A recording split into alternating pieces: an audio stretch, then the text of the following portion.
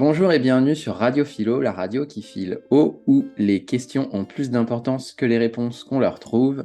Il y a deux personnes qui tiennent la barre, moi, Rémi, éternel étudiant de la vie, qui sait qu'une chose, c'est que je ne sais rien. Moi, c'est Simon, je suis un ancien prof de philo reconverti dans le coaching et une des rares personnes à prendre plaisir à lire Kant. Merci Simon, et aujourd'hui, je vous propose de parler de jeux vidéo. Et la première Mhm. question que je me pose, c'est que il y a, il y a certains sites, et en tout cas, il y a une forme de culture, je trouve, qui pointe du doigt les jeux vidéo, comme quoi c'est quelque chose qui est pas bien, c'est quelque chose qui est addictif. Et je pense qu'il y a une part de vrai là-dedans. Mais en même temps, est-ce que les jeux vidéo, c'est bien ou c'est mal? C'est une bonne question qui est peut-être un peu binaire, mais qui vaut le coup d'être posée dans la mesure où comment dire, il y a tout un pan, on va dire, de la société qui condamne un peu les jeux vidéo. Au sens de où ça rend les gens violents, au sens où ça rend les gens addicts, que c'est une forme de fuite de la réalité, que les gens feraient mieux de sortir de chez eux et rencontrer des vraies personnes, entre guillemets, plutôt que être derrière leur console à tuer des gens. Et il y a effectivement une part de vrai dans la mesure où le jeu vidéo peut être vu comme comment dire, un palliatif face à une réelle souffrance qu'une personne pourrait avoir et qui serait vue comme une forme de fuite de la réalité, de sa propre réalité, ça c'est sûr. Et est-ce qu'on peut le voir comme un palliatif ou comme un exutoire? Parce que, au fond, à l'époque, il y avait la guerre, ce qui fait que les gens se battaient ensemble, s'entretuaient. Et aujourd'hui, il y a une forme de, il y a une forme d'équivalent, en tout cas d'activité comme le sport, par exemple, Mhm. qui permet d'assouvir ce besoin de puissance Ouais. et ce besoin d'appartenance, ce côté tribal. Et je me demande si les jeux vidéo, c'est pas un moyen aussi de lâcher, de purger cette violence en nous. Parce que si ces choses-là existent, c'est qu'elles ont une raison d'exister. Mhm.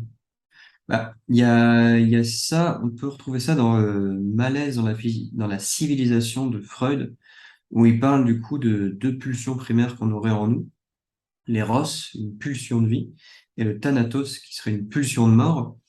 Et, euh, Et chez Freud, il y a cette idée que plus la société cloisonne ces deux pulsions, plus elles restent en nous et il y a comme une forme d'autodestruction. Il prend vraiment l'exemple de, comme si je sais pas, tu fais bouillir, admettons, voilà, tu fais bouillir de l'eau pour te faire des pâtes. Tu prends un couvercle, tu mets tes pâtes, tu laisses ton couvercle. Généralement, ce qui se passe, c'est que ça mousse beaucoup trop et c'est là où tu as toute l'eau qui déborde, etc. Tu vois, c'était peut-être déjà arrivé. Ouais, non, mais c'est horrible. Et c'est Après, tu chiant prends parce le que... torchon, t'as une mousse blanche de Ah partout. oui, non, mais c'est horrible. Et puis c'est galère à faire partir après. Et évidemment, ça arrive au moment où t'es pas du tout dans la pièce et tu fais, Et ah donc mon ça, Dieu, les ça, pâtes. c'est l'autodestruction, c'est ça? Bah, en fait, c'est vraiment le couvercle, c'est la société qui cloisonne trop, qui empêche, du coup, nos pulsions de se libérer. En tout cas, nos pulsions, surtout la pulsion de mort, le thanatos. Mais d'un autre côté, on peut pas non plus dire aux gens, bah, faites ce que vous voulez. Si vous voulez tuer votre voisin, bah, tuez-le. Si vous voulez copuler avec votre maman, faites-le, etc., etc. On peut pas non plus faire ça. D'ailleurs, il y a le film American Nightmare, où je crois que c'est dans une fois par an, il y a toutes les lois qui sont abolies. Je sais pas si tu as vu ce film ou entendu parler. Non. En fait, c'est aux États-Unis, une fois par an, pendant une nuit, il y a toutes les lois qui sont abolies. Tout le monde peut faire absolument tout ce qu'il veut. Et généralement, le titre original, c'est The Purge, et c'est vraiment les gens qui tuent plein de gens. C'est vraiment l'éclate de j'ai envie de tuer mon voisin depuis des années, je vais le faire. J'achète une hache et je le détruis. Je vais rester poli avec vraiment tout ça. Et donc, pour en revenir à Freud, il nous dit qu'il y a un malaise dans la civilisation. Donc, Freud, on est quand même au début XXe siècle, alors je sais plus la date de sortie, peut-être 1913 ou quelque chose comme ça ou après. Bon, c'est pas très important. Ce qu'il faut retenir surtout, c'est que la société est de plus en plus cloisonnante et du coup, elle empêche de plus en plus nos pulsions de se libérer. Faisant cela, il y a toujours cette pulsion qui reste en nous, qui cherche à sortir de plus en plus. Et c'est ça qui crée une forme de malaise dans la civilisation. Et effectivement, au fur et à mesure des années, il y a cette espèce de recherche de la société de canaliser nos pulsions et en même temps de les encadrer.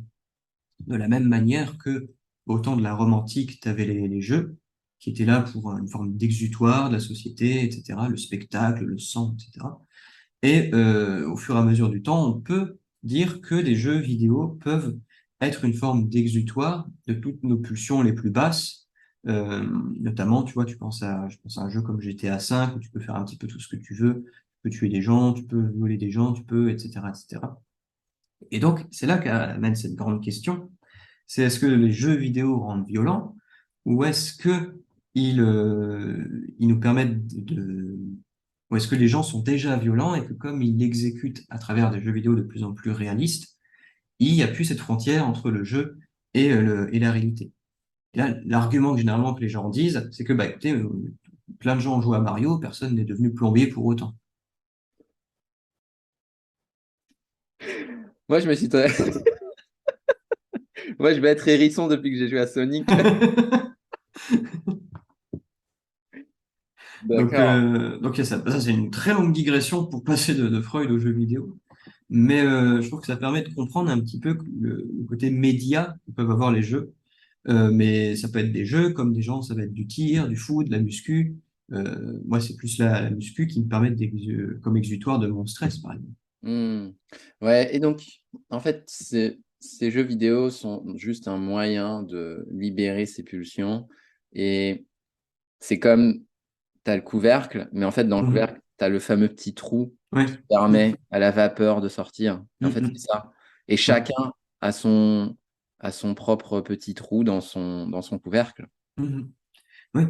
Il y a peut-être des gens qui ont déjà une violence en eux pour des raisons qui, je sais pas, de maltraitance ou je sais pas quoi. Enfin, des gens, à mon avis, des gens déjà violents vont peut-être juste plus switcher grâce au jeu. Ça va être un accélérateur, mais si c'était pas les jeux vidéo, enfin, il y a pas, l'humanité n'a pas attendu les jeux vidéo pour faire preuve de violence.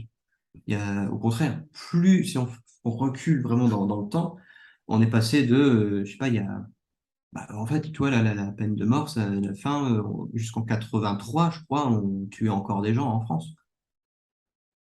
Mm. Guillotine en plus, il y a pas si longtemps. C'est pour ça que, est-ce que c'est une fuite de la réalité par moment? Oui, je pense. On a tous en tête le cliché un peu du nerd qui joue à World of Warcraft, qui quitte pas sa chaise, qui justement se fait à des amis plus irréels, on va dire. Et ça fait un petit peu lien avec le métaverse qu'annonce Facebook. Mm. Ça pourrait être de nouveau une fuite de la réalité, au sens où on va recréer un univers tellement parfait qu'on n'osera plus affronter le réel. Ouais. Alors que au fond, est-ce que ce ne sont pas juste des moyens différents de nous exprimer de la même manière que, est-ce que c'est pas une opportunité? Mhm. Parce que on a chacun notre manière de nous exprimer. Alors moi c'est à travers l'art, par exemple, Ouais. et d'autres, c'est à travers les jeux vidéo. Et Mhm. puis, bah, peut-être qu'il y a des personnes aujourd'hui qui n'ont pas ce moyen, qui se sentent pas à leur place. Et le métaverse, ça serait pour eux l'opportunité d'exister et de se sentir soutenu, appartenir à une communauté. Et peut-être que ça parlera pas à 99% de la population, mais à ce 1% aujourd'hui qui ne trouve pas de réponse, le métaverse peut en être une. Mhm. Carrément. Carrément, je pense que ça va. En fait, je, je, je pense que toutes les nouvelles technologies nous permettent de faire des choses qu'on faisait déjà, mais de manière différente. Tu as eu le cas tu vois, on parle beaucoup comment ça s'appelle, des NFT, où en fait, j'avais fait une vidéo là-dessus, où pour moi, c'est juste une nouvelle manière alors soit de se faire de l'argent, soit, Juste pour les auditeurs, le NFT, c'est une ouais, œuvre d'art numérique, hein. oui, c'est ça. Ouais. Mhm. Ouais, c'est vrai que tout le monde ne sait pas ce que c'est. Une œuvre d'art numérique. Et en fait, c'est une autre manière de faire comment dire, transformer un petit peu le marché de l'art. Quand tu veux acheter un tableau à un original, je sais pas, donc tu veux y acheter un des derniers Van Gogh disponibles, s'il en reste. Il te faudra un certificat d'authenticité. Et quand tu possèdes un NFT, tu possèdes le certificat d'authenticité de cette pièce-ci. Donc c'est juste une nouvelle manière de posséder une œuvre d'art. Et le jeu vidéo est juste une nouvelle manière, si c'est pour fuir notre réalité, c'est juste une nouvelle manière de fuir la réalité. Là, pour qui ça va être les romans, avant l'invention du jeu vidéo, d'autres pour qui c'est toujours les romans alors qu'il y a les jeux vidéo, d'autres pour qui ça va être la drogue, pour qui ça va être l'alcool, qui est aussi une forme de drogue, etc., etc.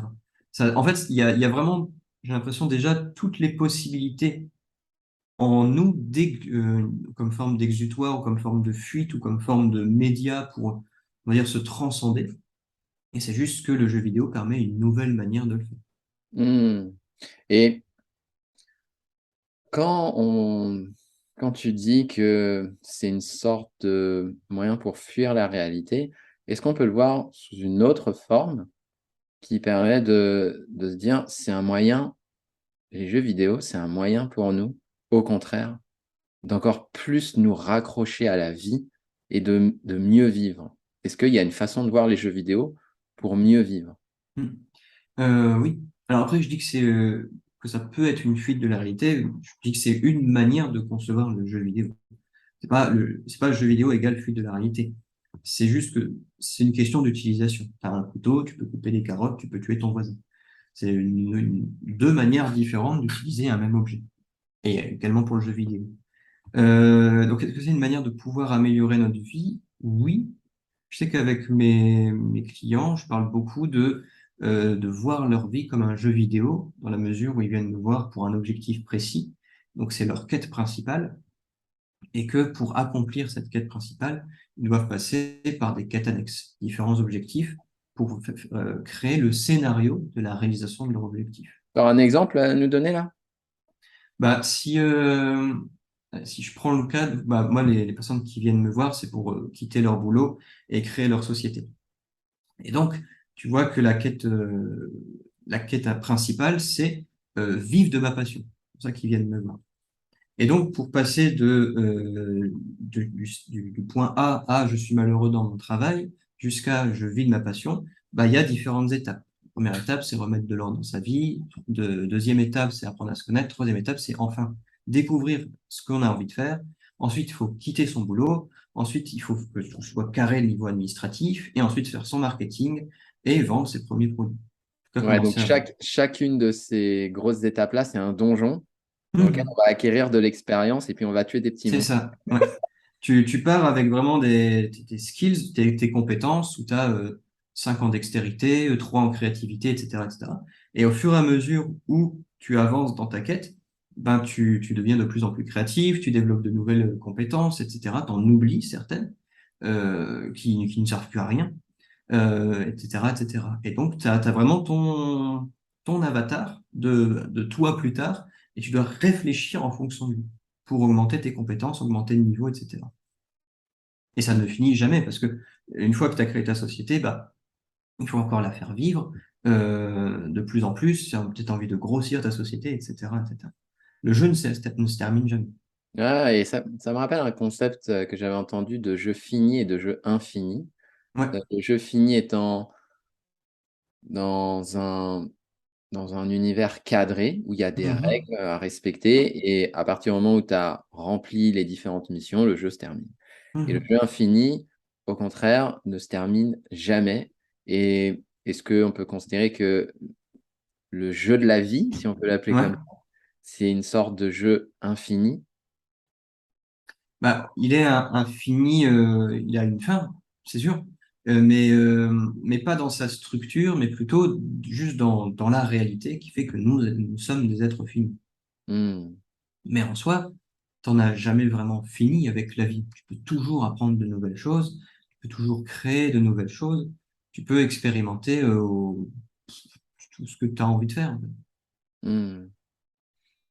Et là, ça me fait me poser une question. À partir de quand Pourquoi, c'est plutôt pourquoi on arrête de jouer aux jeux vidéo?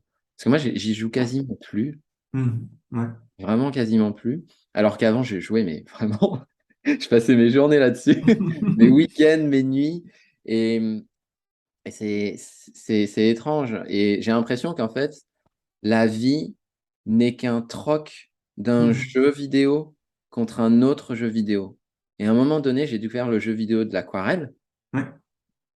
où là, c'est waouh, il y a telle aquarelle à réaliser, mais j'y arrive pas. Du coup, il va falloir que je passe par tel et tel donjon. Et j'ai vraiment l'impression que c'est ça. C'est à partir du moment où j'ai trouvé un jeu vidéo qui me plaisait plus, j'ai lâché mes jeux vidéo. Et Ouais. donc, mes jeux vidéo dans le sens strict du terme. Mhm. Donc, est-ce que c'est ça la réponse à la question pourquoi on arrête de jouer aux jeux vidéo? Euh, après, à mon avis, il y a des personnes qui n'arrêtent pas.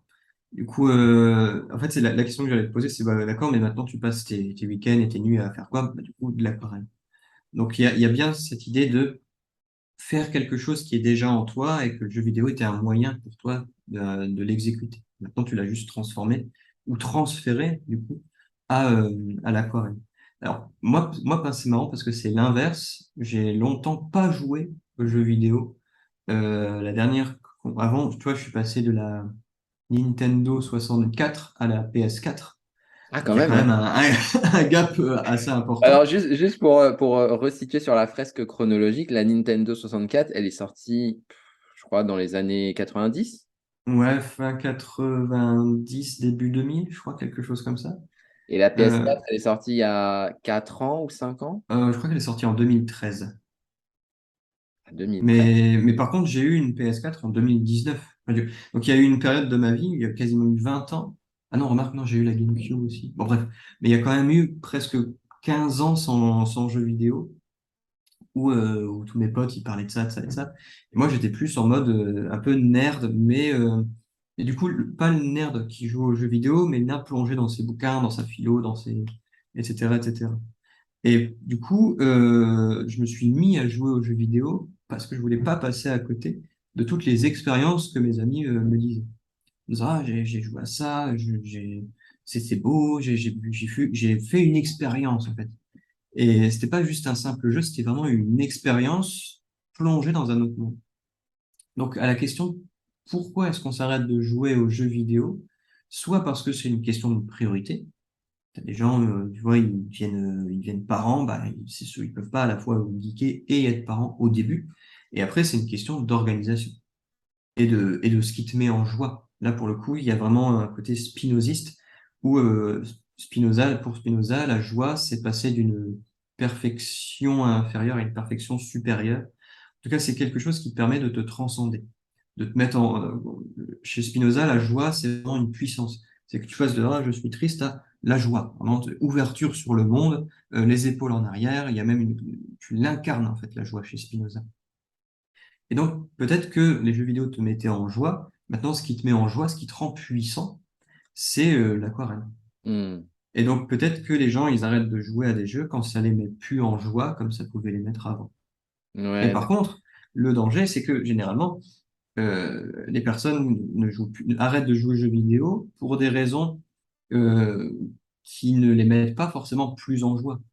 C'est genre, ah bah, j'ai plus le temps, j'ai mon boulot, tu sais, maintenant, etc. Et puis la vie, c'est pas un jeu. Et puis maintenant, je fais des choses sérieuses. Tu te rends compte, j'ai un leasing pour ma voiture. Donc, vraiment, le côté trop cloisonné. Ils sont passés d'un jeu infini à un jeu fini. Ils ont mis une fin au jeu de la vie, du coup. Waouh, ah ouais. Ah, Ah, c'est une hypothèse, hein. ouais, mais je trouve que ça, je trouve que ça me parle beaucoup, ouais. Ça me parle beaucoup. Et les périodes, quand je fais une rétrospective de ce que j'ai vécu, les périodes où je me sentais le moins en joie, comme le dirait Spinoza, ce sont les périodes où, effectivement, j'ai arrêté de jouer au jeu de la vie et j'ai mis fin. Mhm. Ouais. Alors que t'as pas fini ta quête. Ouais, et à cette époque, j'avais aussi arrêté de peindre. En fait, j'avais Ok, plus. ouais. Ouais, c'est super intéressant, ouais. Mm. Donc, pour utiliser un anglicisme, en fait, voir sa vie comme un jeu vidéo, c'est une forme de gamification. Ouais. C'est vraiment ça. En tout cas, en tout cas, pour moi, la vie est un jeu. Et du coup, il y a cette gamification qui peut être faite, mais pour tout, en fait. Dans la mesure où quand tu gamifies quelque chose et que c'est bien gamifié, que c'est bien pensé, c'est là où tu vois la différence entre un mauvais jeu vidéo parce qu'il n'est pas bien pensé par rapport aux utilisateurs et un bon jeu vidéo où il est justement bien pensé. Alors, j'ai pas de très mauvais jeux en tête. Par contre, j'ai de très bons jeux en tête. En ce moment, je joue à Horizon Forbidden West. Il y a des défauts, mais il est bien pensé dans la mesure où tu as une bonne expérience de jeu, d'utilisateur. Et donc, si tu gamifies bien ta vie, tu peux gamifier tout. Tu vois, c'est vraiment ce que je parlais avec mes clients. Ah, c'est difficile de vivre de sa passion. Bon, on va le voir comme un jeu. C'est une quête principale. Qu'est-ce qu'il faut que tu fasses pour arriver à cette quête? Tu peux le faire pour tout. Tu peux le faire pour tiens, je dois faire le ménage, c'est chiant. Ah bah, comment est-ce que je peux le gamifier? Déjà, je peux mettre une musique d'ambiance, je peux faire pièce par pièce, je peux me récompenser à chaque fois que j'ai fini le ménage. Je peux, je sais pas, je peux le voir comme une énigme, comment faire en sorte que ce soit propre en un minimum de temps. Je peux prioriser les pièces, etc., etc. Donc, si j'essaie d'extraire les concepts de l'exemple que tu as donné, par exemple sur le ménage, il y a ce concept de récompense Mhm. qui rappelle qu'il ne faut pas oublier de fêter ses victoires Ouais. finalement. Mhm. Donc il y a ce premier concept de récompense, il y a le concept de voir, en tout cas, mieux habiller la mariée, je dirais, c'est-à-dire Ouais. ajouter de la musique ou en tout Mhm. cas changer les conditions et l'environnement dans lequel on va faire une activité Ouais. pour la rendre plus fun. Donc ça, c'est un petit peu du jeu vidéo, les graphismes, Mhm. ce qu'on appelle le gameplay, ce genre Ouais. de choses. Ouais, c'est vraiment, en fait, d'une tâche rébarbative, tu t'es pas obligé de la rendre encore plus rébarbative. Tu vois, si tu dois faire le ménage et que tu as la flemme et que tu souffles, tu dis oh, oh, fais chier, j'ai autre chose à faire, etc. Bah, tu vas encore moins le kiffer que là, pour le coup, tu vois, c'est une forme de gamification, mais je pense à Mary Poppins dans le film, quand elle débarque chez les Banks. Je sais pas si tu l'as vu, ce film. Non, Non, t'as jamais vu Mary Poppins? Ouais, non. faut que tu le vois, c'est magnifique. Ben, en fait, elle débarque chez les Banks pour garder Jane et Michael. Et la première tâche, elle arrive dans leur nursery, donc qui est aussi leur chambre, et c'est le bordel. Et donc, elle se prépare, etc. Elle fait, bon, bah, on va ranger ça. Vous avez bien dit que vous vouliez jouer. Je fais, bah, et les gamins, ils font, bah, on va pas jouer, on va ranger. Je fais, ça dépend. Et elle trouve, il y a cette musique qui est le morceau de sucre qui est de la médecine à couler, qui est en gros l'idée de se dire, bah, admettons, moi je l'ai compris comme ça, tu as un médicament dégueulasse, tu rajoutes du sucre pour apprécier le prendre. Et là, tu vois qu'ils vont ranger leur chambre, et puis elle met de la musique, elle met un petit peu de magie, elle met du fun, elle met ce morceau de sucre qui est de la médecine à couler, qui fait je crois que c'est même les paroles, qui fait qu'une tâche qu'on aime, en gros, qu'une tâche qu'on n'aime pas, on l'adapte à quelque chose qu'on aime.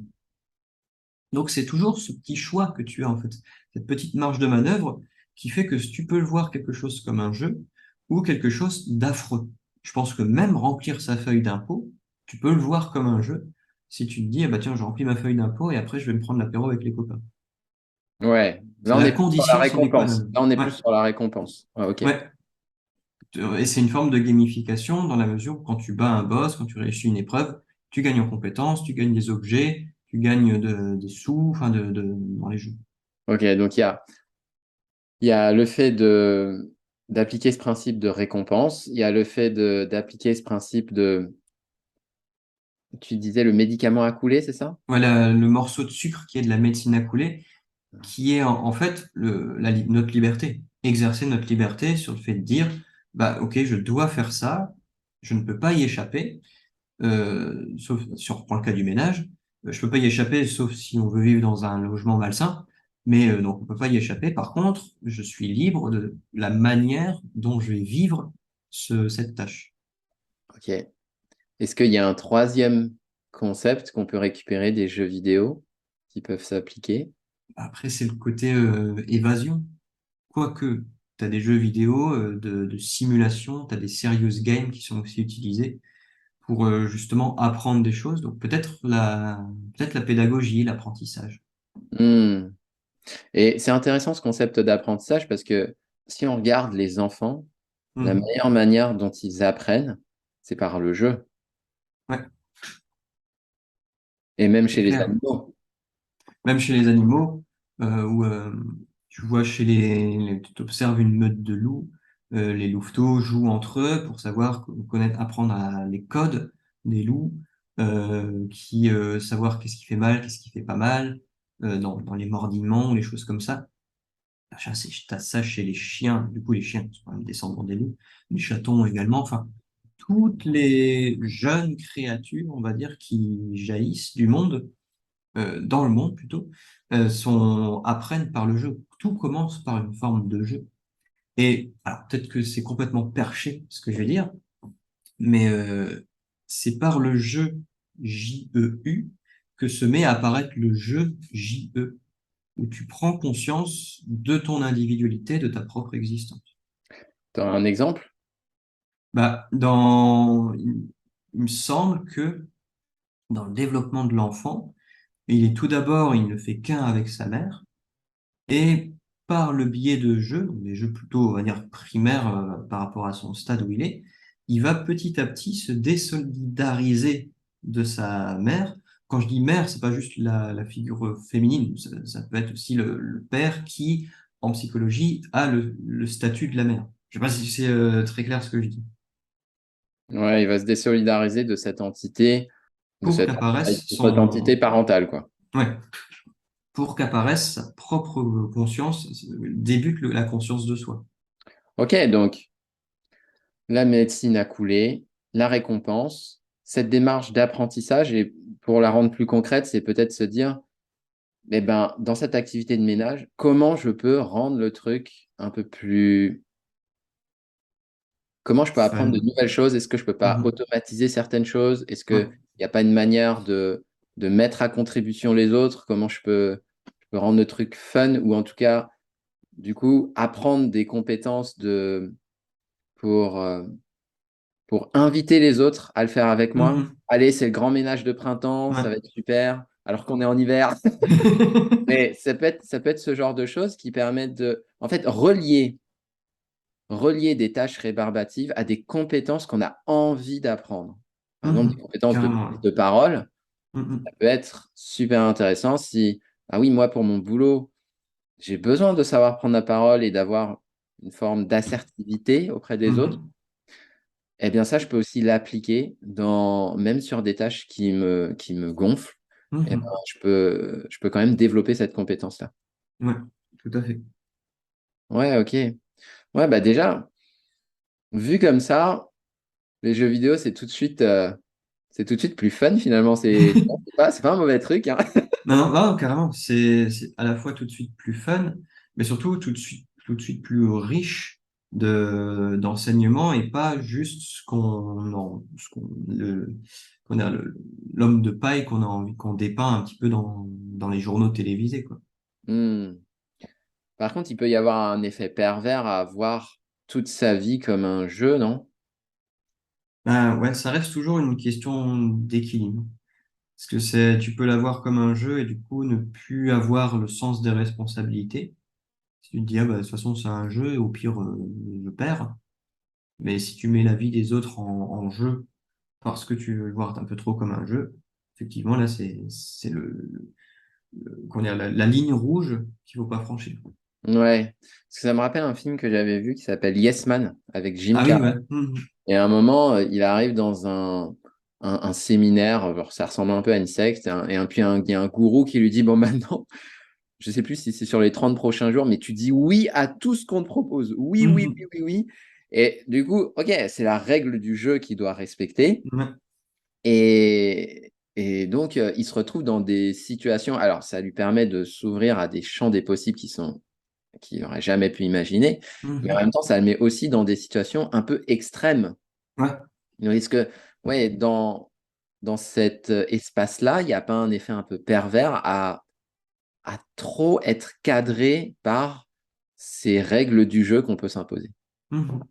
Ouais, ouais, vraiment une question de juste équilibre. Trouver vraiment le bon équilibre entre le jeu où, en tout cas, on prend plaisir, dans lequel on apprend, mais le jeu également qui a des règles qui sont censées faire en sorte que ça se passe bien. Ok, donc ce que je retiens, c'est que gamifier sa vie, oui, parce que finalement la vie est un jeu, donc Mm. autant en profiter au maximum. Et ça passe d'une part par ne plus voir le jeu comme le mal, Mhm. et d'autre part à le voir plutôt comme une opportunité d'apprendre de nouvelles choses, de pouvoir fêter ses victoires et finalement de vivre en Mhm. réalité. Et ce que je retiens de tout ça, c'est que quand tu disais que ça tient finalement à un équilibre subtil qu'il faut trouver entre ne pas trop gamifier et suffisamment gamifier, j'ai l'impression que on est vraiment dans une question d'intention au fond. Ouais. Ouais, c'est vraiment qu'est-ce que tu veux faire parce que si je reviens par rapport aux jeux vidéo, il y a énormément de choses à dire. Là, le but ici, c'est plutôt de questionner sur qu'est-ce que les jeux vidéo peuvent nous apporter pour améliorer notre vie. C'est vraiment comment est-ce qu'on peut s'en inspirer. Mais, euh, mais il y a vraiment une question d'intention dans la mesure où si tu, si tu pars du principe qu'effectivement la vie est un jeu et que tu veux y trouver un juste équilibre, faut le faire à fond. Faut pas justement trop se cloisonner pour faire comme si c'était un jeu, jouer le rôle du jeu. On m'a dit que c'était un jeu, bah, je vais faire comme si c'était un jeu. Non, il faut vraiment l'incarner et mettre l'intention que effectivement je suis occupé de jouer, donc je prends du plaisir, donc c'est pour ça que c'est facile, donc c'est pour ça que je réussis. Mmh. OK. C'est c'est vraiment toute cette différence entre quelqu'un qui va imiter mais feindre le jeu. Et donc, ça va être difficile pour cette personne-ci parce qu'elle n'incarne pas le fait que la vie est un jeu. Et, et par rapport à quelqu'un qui incarne vraiment ce qu'il prône. Mmh. Et avant de conclure, j'aimerais qu'on réponde à une question qui serait parce que là, finalement, c'était une émission sur le jeu vidéo, mais on n'a pas vraiment parlé d'un jeu vidéo en particulier. Non, c'est Et vrai. la question que je te poserais, c'est quel est le meilleur jeu vidéo auquel tu aies joué et Mhm. Pour quelle raison tu considères que c'est le meilleur jeu vidéo? Waouh. Alors, sachant que je suis pas non plus un gros gamer, euh, mais un des meilleurs jeux auxquels j'ai joué récemment, euh, je pense que c'était Witcher 3, qui date un petit peu, il date de 2015, mais j'y ai joué. En fait, je me suis acheté une PS4 en 2019 sur les conseils de deux amis qui sont des gros gamers et je regrette pas de les avoir écoutés. Et c'est un des premiers jeux auxquels j'ai joué, Witcher 3, parce qu'on m'avait dit le plus grand bien. Et effectivement, il y a ce jeu, en fait, c'est un super jeu dans la mesure où il est vraiment bien pensé. Tu as vraiment une quête principale qui est bien scénarisée, comme un bon film, avec des quêtes annexes qui changent du coup le cours de la quête principale. Une musique qui vraiment est très immersive et un bestiaire. Enfin, le jeu Witcher 3, en gros, c'est un sorceleur. Il y a une série il y a pas longtemps où tu incarnes Geralt de Rive. Tu as eu la série sur Netflix. Et en gros, ton boulot, en fait, c'est un gars qui a son compte. Mine de rien, il est freelance. Et son boulot consiste à débarrasser les gens des monstres qu'ils n'ont pas envie de se débarrasser, soit parce qu'ils peuvent pas, soit parce qu'ils ne savent pas, ou quoi que ce soit. Et donc, son but, c'est de tuer des monstres. Et en échange d'argent. Et donc, t'es embarqué dans une quête principale où tu dois sauver ta fille adoptive qui a été enlevée par des grands méchants, ou pour créer, que ce soit créé comme ils veulent en faire une arme. Et donc, tu voyages en fait d'univers en univers, de paysage en paysage, avec ton cheval, et tu tues des monstres, et tu rencontres des gens, tu as des personnages qui t'accompagnent dans tes quêtes, etc., etc. Et en fait, tu t'attaches vraiment au personnage parce que c'est un jeu ce qu'on appelle en open world. Donc, tu as vraiment un monde ouvert, Et franchement, pour finir la quête principale, enfin, pour finir le jeu, t'en as pour 150 heures, un truc comme ça. Moi, j'ai joué Wow. plusieurs centaines d'heures. Et en fait, c'est comme tu vis une expérience, vraiment, et que tout est fait pour que tu vives une expérience, une bonne expérience. J'avoue que j'ai vraiment kiffé. Tu as plusieurs fins possibles en fonction des choix que tu fais. Et je pense que j'ai beaucoup aimé parce qu'il est assez proche, en fait, du coup, mine de rien, de la réalité. Pas dans même si les décors sont vraiment bien faits, mais pas forcément là-dessus. Pour le fait qu'effectivement, on est tous embarqués, d'un point de vue de la vie, dans une quête principale qui nous échappe. Et cette quête principale aura différentes fins en fonction des choix que tu fais. Et si tu fais des bons choix, si tu vis bien, en tout cas, si tu mets l'intention de bien vivre, c'est là où tu as une expérience de vie qui te donne envie en fait de recommencer. Hmm. En même temps, tu prends pas trop de risques hein, avec Witcher 3, parce que je crois que c'est un des jeux de l'année. En tout cas, il a été encensé par les médias. Ouais, Ouais. Ah ah bah ouais, ouais, super. Ouais, bah merci pour cette référence-là. Moi, j'ai jamais joué. Euh, de mon côté, le meilleur jeu auquel j'ai joué dans ma vie, c'était Zelda. ouais, Et il y en a plusieurs des Zelda. Alors, la solution de facilité serait de dire le dernier Zelda qui est sorti sur Wii, non, ou sur Switch. sur la Switch, ouais, c'est ça. Ouais. Zelda Breath of the Ah Wild. oui, ouais. Mhm. Mais en fait, c'est pas ça c'est pas le jeu qui m'a le plus retourné. Je le trouve bien, mais je suis pas allé au bout Ok. parce que je trouvais que c'était too much. Oh, il y en avait trop, il y avait trop de quêtes, j'avais l'impression de jamais finir le truc. Et il y avait un autre. Pourquoi j'ai décidé de jouer à Breath of the Wild alors que ça faisait quand même des années que je jouais plus aux jeux vidéo? C'est parce que j'avais eu une expérience incroyable avec un autre Zelda qui était Ouais. sorti avant qui s'appelle Twilight Princess. Ok, ouais. Mhm. Et donc, dans le scénario, c'est Link qui est le héros et qui a son bouclier et son épée qui se transforme Mhm. en loup. Donc, il peut Ok. avoir des missions en loup et des missions en Link classique. Et en fait, ce que j'ai vraiment kiffé dans ce jeu vidéo, et pour moi, le meilleur indicateur, c'est que j'en rêve. Je rêve Ah de ouais, jeux ok. vidéo. Ouais, ouais, ouais, je me disais, mais oh, comment je fais ci, comment je fais ça? Et puis là, qu'est-ce que je vais découvrir? Et ce que j'ai trouvé incroyable dans ce jeu-là, avec le recul, c'est que au début, c'est hyper progressif. En fait, il dit, bon, bah, ramasse un bâton, va chercher ton épée, et puis Mhm. maintenant l'épée, essaie de faire comme ça, comme ça, comme ça. Et à l'époque, c'était avec la Wii. Je me souviens, Ah donc oui, ok, la ouais. manette que tu bougeais comme ça.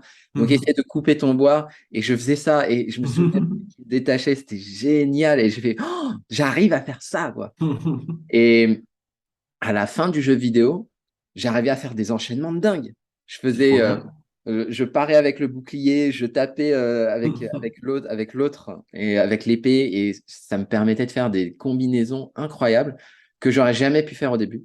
Mhm. Et ce qui a fait que je suis allé jusqu'au bout, ça a été vraiment ce côté progression et aussi les deux éléments, c'est ça, c'est cette progression qui allait crescendo et à chaque fois que tu arrivais à avoir un nouvel outil ou une nouvelle compétence, eh ben, tu avais deux, trois petits spots dans le jeu qui te Ouais. permettaient de tester les possibilités. Par exemple, tu avais un boomerang, et puis bah, du coup, tu peux tester le boomerang en le lançant comme ça, ou en faisant Mhm. comme ci, ou en faisant tel geste.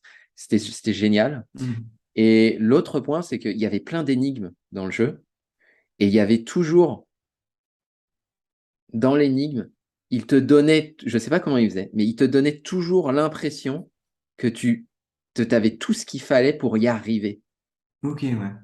Donc, tu n'avais pas un choix énorme d'outils. Tu avais le boomerang, le Mhm. crochet, le machin. Donc, ce qui est bien, c'est que tu disais, bon, bah, du coup, si j'arrive à prendre tel outil, je vais tester celui-là, je vais tester telle arme, je vais tester tel bouclier. Mhm. Et à un moment, à un moment, je vais trouver, c'est pas possible. Ouais.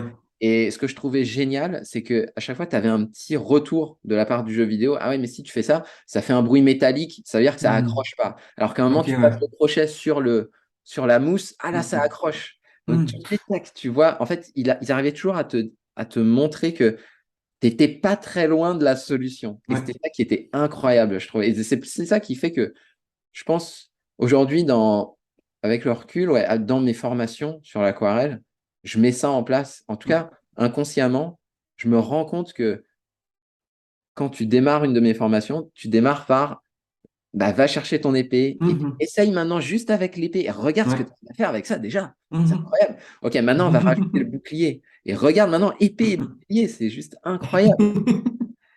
Et, et l'autre point aussi, c'est reprendre aussi ce concept de tu as tout ce qu'il faut, tu n'as pas un choix énorme d'armes et d'outils, mais dans ce choix restreint, tu as tout ce qu'il faut pour résoudre ton énigme, qui est Ouais. de résoudre ton aquarelle, en fait, Mhm. savoir comment tu vas la réaliser. Et, et je pense que c'est ça qui fait que dans mes formations, j'essaie d'insuffler cet état d'esprit. Et peut-être que mes formations ne ressembleraient pas à ce qu'elles ressemblent aujourd'hui si j'avais pas joué à Zelda Twilight Mhm. Princess. Donc pour moi, ouais, c'est ça le meilleur jeu auquel j'ai joué dans ma Ouais. vie. En tout cas, il t'a apporté énormément, non seulement pour toi, mais en plus pour... tu comment dire, t'as presque absorbé le gameplay pour justement l'utiliser dans tes formations.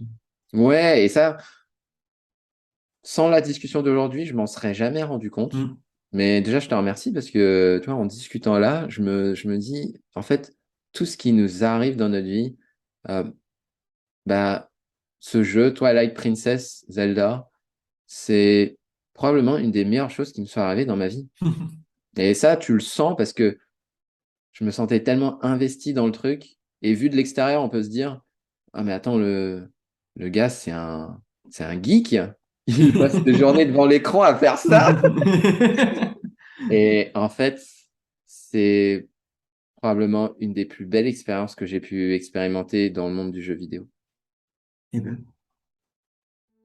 je trouve que ça peut être un beau mot de fin. Ouais, bah on peut conclure là-dessus. Merci Simon. Bah, merci à toi. J'espère que cette émission de Radio Philo vous a plu. Si vous souhaitez avoir plus d'informations sur nos activités respectives, vous trouverez tous les liens en description de cette vidéo. Et sachez également que cette émission est disponible sur toutes les plateformes de podcast. Merci à vous et à très vite. Salut. Merci à vous et à très vite. Pardon, j'ai bugué. C'est clair, moi aussi, je me suis dit, attends, il va conclure ou il va pas conclure? Je dis, ah, il va conclure.